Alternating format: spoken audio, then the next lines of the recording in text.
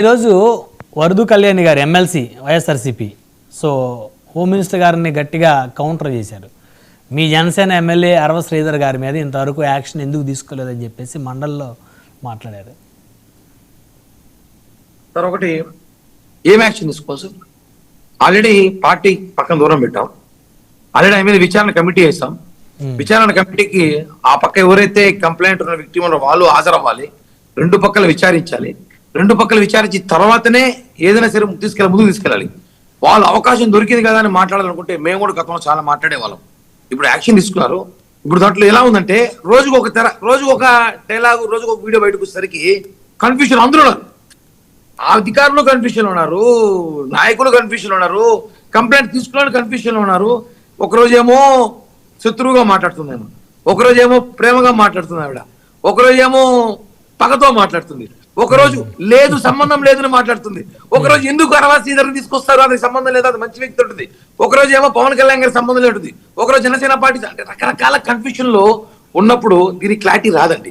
ఇది ఆవిడ వచ్చి ఎవరైతే విక్టిమ్ ఉన్నారో ఆవిడ వచ్చి కమిటీ ముందర కూర్చొని జరిగిన వాస్తవాలను కమిటీ చెప్పి ఇద్దరిది ఆలోచన తీసుకొని తర్వాత చర్యలు తీసుకోవాలి. అంతేగాని వన్ సైడ్ ఎప్పుడు ఇట్లాంటి విషయంలో మనం చూస్తున్నాం. ఈ గత కొద్ది రోజులుగా ఇది కొత్త కాదు, అరవా శ్రీధర్ కొత్త కాదు, చాలా జరుగుతున్నాయి ఈ రాష్ట్రంలో. ఇప్పుడు అరవా శ్రీధర్ గారు అసెంబ్లీకి కూడా రావట్లేదు అనుకుంటా. కాబట్టి దీన్ని ఆచి చూసి తీసుకునే నిర్ణయమే కానీ జగన్మోహన్ రెడ్డి ఇలా చట్టం లాగా తీసుకురాలేదు. ఇదంతా ఇది డిస్కషన్ జరుగుతోంది. ఎన్ని రోజులు పడుతుంది సార్ సుమారు ఈ అంశానికి తెరపడేటువంటి టైము క్యాలిక్యులేట్ చేయలేమా? అదే సార్, రెండోసారి కూడా వెళ్ళమన్నారు కదా. ఒకటోసారి కాదు, రెండోసారి కూడా వెళ్ళండి, రెండోసారి కూడా మళ్ళీ ఎంక్వైరీ చేయండి, మళ్ళీ ఒకసారి విచారణ తీసుకొని మళ్ళీ ఒకసారి ఇవ్వండి అని చెప్పారు. కాబట్టి ఓకే ఓకే వినిపిస్తుందా కిరణ్ గారు?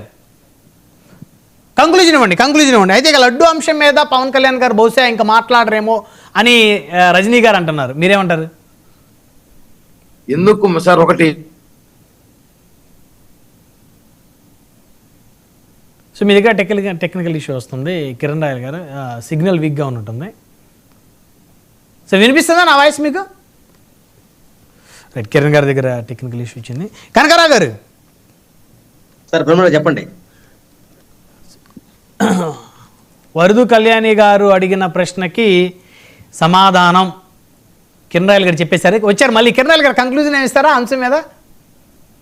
ఇంకేమి ఇచ్చేదేముంది సార్, చెప్పాలి ఇందాకే. అసలు విక్టిమ్ కరెక్ట్ క్లారిటీ ఇస్తే ఓకే